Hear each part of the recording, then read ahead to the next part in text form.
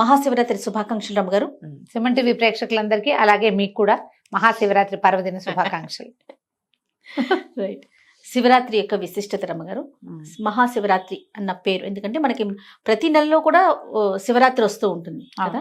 మహాశివరాత్రికి ఉన్న విశిష్టత ఏంటంటే ఆ రోజు మనం ఎలాంటి పూజా విధానం పాటించాలి? సాధారణంగా చెప్పుకునేది ఉపవాసము, జాగరణ.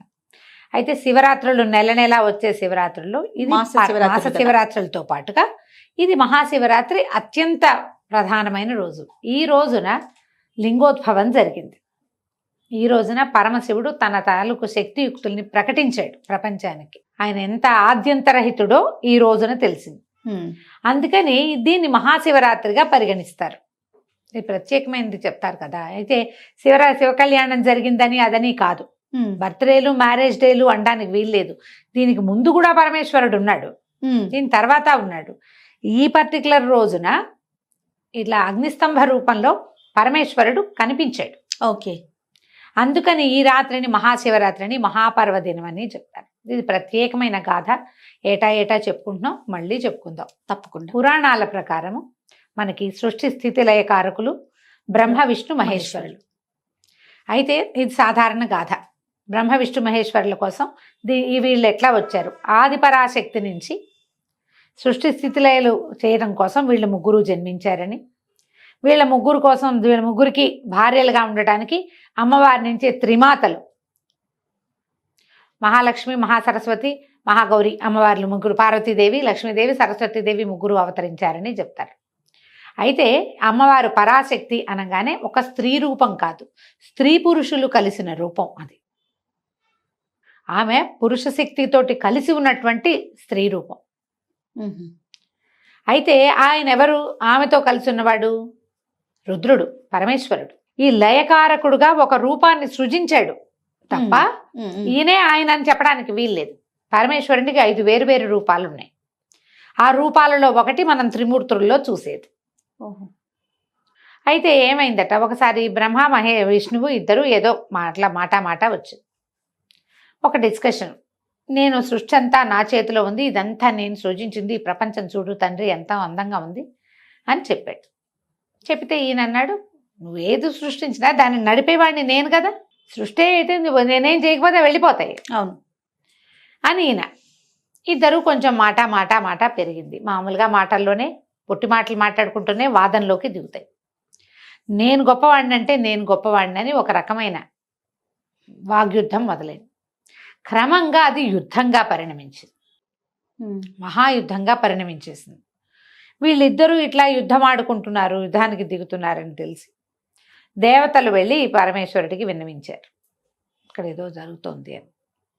అప్పుడు ఏమైంది, వీళ్ళిద్దరి యుద్ధం మధ్యలో హఠాత్తుగా వాళ్ళు ఉన్న చోట ఒక పెద్ద కాలుతున్నటువంటి ఒక స్తంభం లాంటిది ఉద్భవించింది. అది ఎట్లా ఉంది, అది ఎక్కడి నుంచి వచ్చిందో తెలియలే వాళ్ళకి, ఎక్కడికి పోతుందో అర్థం కాదు. ఒక స్తంభ రూపంలో ఉంది, మహాస్తంభం. అది అగ్నిస్తంభం. అది ఎందులోంచి పొగలు వస్తున్నాయి, మంట వస్తుంది. మంట మామూలుగా చూడు ఎలా వస్తుంది, ఏదైనా కాష్టాలు చెక్కలు కాలితే మంట కనపడుతుంది మనకి. ఇనపవి కాలినప్పుడు లేదా లోహం కాలితే మంట కనపడదు, అవును, పొగొస్తుంది అందులోంచి. ఒక సెగలు వెలువరుస్తున్నటువంటి అగ్నిస్తంభ రూపంలో దాంట్లోంచి జ్వాలలు కూడా బయటకు వస్తున్నాయి. అక్కడక్కడ ఒక స్తంభ రూపంలో కనపడ్డాడు. వచ్చింది స్తంభం. వచ్చేసరికల్లా ఇదేమిటి, ఎక్కడి నుంచి వచ్చింది? వీళ్ళిద్దరూ ఇంకా తమ పోట్లాట మర్చిపోయారు. ఈ కనపడుతున్న స్తంభం తమకంటే బలీయమైందని వాళ్ళకి అర్థమైంది. ఏం చేశారు ఇద్దరు, సరే నువ్వు పైకి వెళ్ళు, నేను కిందకి వెళ్తా. ఆద్యంతాలు ఇది ఎక్కడి నుంచి మొదలైంది, ఎక్కడికి వెళ్తోందో చూద్దాం అనుకున్నారు. విష్ణువు దాని యొక్క ఆదిని కనుక్కోవటం కోసం పాత కింద వైపుకి ప్రయాణం చేశాడు గరుత్మంతుడికి. బ్రహ్మదేవుడు హంసవాహనం ఎక్కి పైకి బయలుదేరాడు. ఎంత వెళ్ళినా దాని తుది మొదలు తెలియలే. విష్ణువు కింద దాకా వెళ్ళి వెళ్ళి వెళ్ళి వెళ్ళి వెళ్ళి దాని ఆదిని నేను కనుక్కోలేకపోతున్నానని గ్రహించి ఇది నాకంటే బలవత్తరమైంది అని నమ్మి పైకి వచ్చేసాడు. ఈ పైకి వెళ్తున్నటువంటి బ్రహ్మదేవుడికి విసుగు పుట్టింది. కానీ ఇది తనకంటే బలమైందని చెప్పబుద్ధి కాల ఆయనకి. ఆ సమయంలో ఏమైంది, ఈ పైనుంచి ఒక మొగలి పువ్వు కిందకు వస్తోంది, అలాగే ఒక ఆవు, కామధేను అని చెప్తారు, ఆమె కూడా కిందకు వస్తుంది. వస్తుంటే ఈయన ఏమన్నాడు, ఈ అగ్నిస్తంభాన్ని చూస్తూ వస్తున్నారు వాళ్ళు కూడా. అసలు ఆ మొగలి పువ్వు శివుడి మీద నుంచే రాలిపడిందని కూడా చెప్తారు. ఆయన జటాజూటంలో ఉన్నది ఆ పుష్పం రాలి పడింది అని. ఆయన్ని బ్రహ్మదేవుడు అడిగాడు వీళ్ళిద్దరిని, నేను దీని అంతం చూశానని చెప్తాను, మీ ఇద్దరూ నాకు సాక్ష్యం చెప్పండి అంటే, విధాత కదా, ఆయన మాటకి వాళ్ళిద్దరూ ఒప్పుకున్నారు. ఆవు పువ్వు కూడాను కిందకు వచ్చారు. విష్ణువు నిలబడి ఉన్నాడు. అక్కడ దగ్గర బ్రహ్మదేవుడు కూడా వచ్చాడు. వచ్చేసాక నేను ఆదిని చూడలేదని విష్ణువు చెప్తే, నేను అంతాన్ని చూశానని బ్రహ్మదేవుడు చెప్పాడు. వీళ్ళిద్దరూ సాక్ష్యం అన్నాడు. మొగలి పువ్వు అవును అవును చూశాడు, ఈయన చూశాడు, నేను చూశానని. ఆవు తలకాయ ఊపి తోకతోటి చూడలేదని తోకతో అడ్డం తిప్పింది. ఈ అగ్నిస్తంభం మాయమైపోయి ప్రళయకాల స్వరూపంలో ఉన్నటువంటి రుద్రుడు అక్కడ ప్రత్యక్షమయ్యాడు. విష్ణువుని సంభావించాడు. నీ శక్తి తెలిసి ఉన్నావు, నువ్వు ఎప్పుడూ నాతో పాటు నువ్వు పూజలు అందుకుంటావు. నీ పేరుతో పూజ చేస్తేనే కానీ ఆ పూజ నేను వల్లను, నువ్వు ఉండాలి ప్రతి పూజలో. నీతో పాటే నాతో పాటు నువ్వు, నీతో పాటు నేను అని చెప్పి బ్రహ్మదేవుడికి ఏం చెప్పాడంటే, నీకు పూజార్హత లేదు, నువ్వు అబద్ధం చెప్పావు కాబట్టి. సృష్టి చేసిన వాడివైనా నీకు దేవాలయాలు ఉండవు, నీకు పూజార్హత లేదు అని చెప్పి బ్రహ్మని పూజార్హత నుంచి తొలగించి, ఈ వీళ్ళిద్దరు ఉన్నారుగా, ఈ పువ్వును ఆవు కామధేను, పువ్వుకి ఏం చెప్పాడంటే, నువ్వు అబద్ధం చెప్పావు కాబట్టి, నువ్వు అబద్ధం చెప్పావు కదా, అందుకని నీకు ఇంకా పూజార్హత లేదు, ఎప్పుడు నా పూజలో నిన్ను వాడరు అనేసరికి అలా వలవలా ఏడ్చిందట మొగలి పువ్వు. నీ దర్శనం అయ్యాక కూడా అమృత దోషం అంటుతుందా నాకు? నేను చూశాను కదా, నేను భగవద్ దర్శనం అయ్యాక అన్ని పాపాలు పటాపంచలైపోవాలి కదా, నువ్వు దర్శనం ఇచ్చావు, నా పాపం అంతా పోవాలి కదా అంటే, అప్పుడు ఆయన ఏమన్నాడంటే, నా మీద పూజార్హత ఉండదు కానీ నాకు ఛత్రం పట్టేటప్పుడు నిన్ను వాడతారని. పరమేశ్వరుడి ఛత్రంగా మొగలి రేకుల ఛత్రాన్ని కనపడతారు, కొన్ని దేవాలయాల్లో కనపడుతుంది అది. అయితే మనం ఇలా చెప్పుకుంటాము, కానీ మనకి మొగలి రేకులతో పూజ చేసే ఒక శివాలయం మనకి హైదరాబాద్ దగ్గరలో ఉంది. అవునారా? కేతకి సంగమేశ్వర స్వామి దేవాలయం ఉంది, దాని గురించి మళ్ళీ చెప్దాం. రైట్.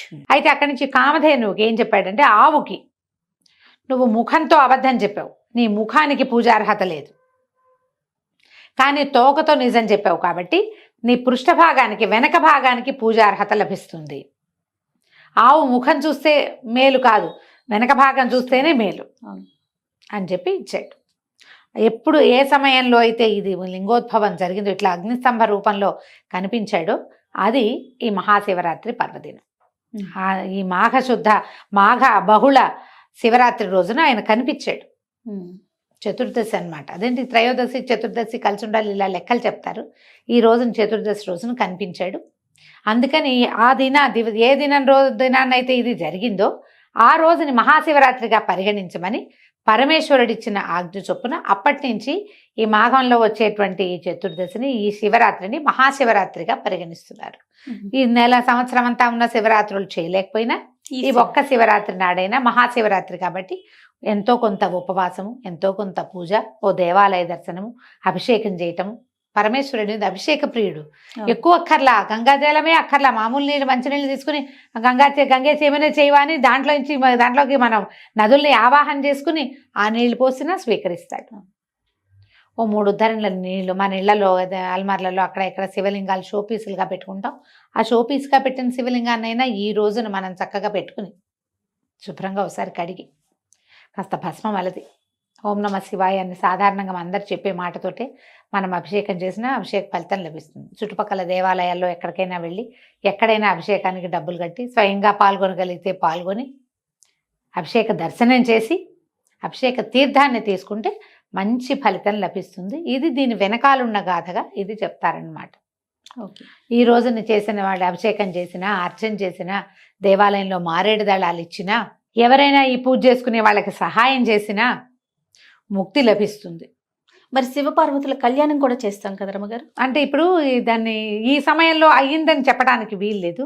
శాంతి కళ్యాణాలు అంటారు, ఎక్కడైనా చేస్తారు. అవి కొన్ని చోట్ల ప్రాంతాల్లో కనపడుతుంది. అవును, ఆ ప్రాంతపు ఆచారంగా గౌరీ కళ్యాణం చేస్తారు. ఎప్పుడు ఈ లింగోద్భవం అయ్యాక రాత్రి 1 గంట దాకా ఈ అర్చనలు సరిపోతాయి. ఏకాదశి రుద్రాభిషేకాలు చేస్తారు, 11 రుద్రాలు చేస్తారు, భస్మాభిషేకాలు, అన్న అభిషేకాలు, రకరకాల అభిషేకాలు అన్నీ అయిన తర్వాత, లింగోద్భవం అయిన తర్వాత అప్పుడు శాంతి కళ్యాణం చేస్తే తెల్లవారులు కాలక్షేపానికి కూడా ఉంటుంది. అవును, కాలక్షేపం చేయడానికి కూడా చేయొచ్చు. కొన్ని ప్రాంతాల్లో చేస్తారు, అందరూ అన్ని చోట్ల అయితే చెయ్యరు. శాంతి కళ్యాణం అంటారు. శివపార్వతుల కళ్యాణం చేసే విధానం కనిపిస్తుంది. కొన్ని దేవాలయాల్లో, కొన్ని మఠాల్లో, పీఠాలు, ఇళ్లలో చేసుకోరు. ఎప్పుడు గౌరీ కళ్యాణం, మనం సీతా కళ్యాణం ఇంట్లో చేసుకుంటాం అవును, అవునండి, కదా. అవును. కానీ ఈ గౌరీ దేవాలయాల్లో. కళ్యాణాలు మాత్రం దేవాలయాల్లో చేస్తారు ప్రత్యేకంగా. ఉమ్, విశేషమైన విధి విధానాలు ఉంటాయి ఆ కళ్యాణానికి, అందుకని అట్లా చేస్తారు. తక్కువ ప్రాంతాల్లో ఎక్కడైనా అవకాశం ఉండి మీరు జాగారం చేయదలుచుకుంటే చక్కగా దేవాలయానికి వెళ్ళి శివపార్వతుల కళ్యాణం కళ్ళారా చూడొచ్చు, అవకాశాన్ని బట్టి. తప్పకుండా రమ్మగారు. నమస్తే. నమస్తే జయ.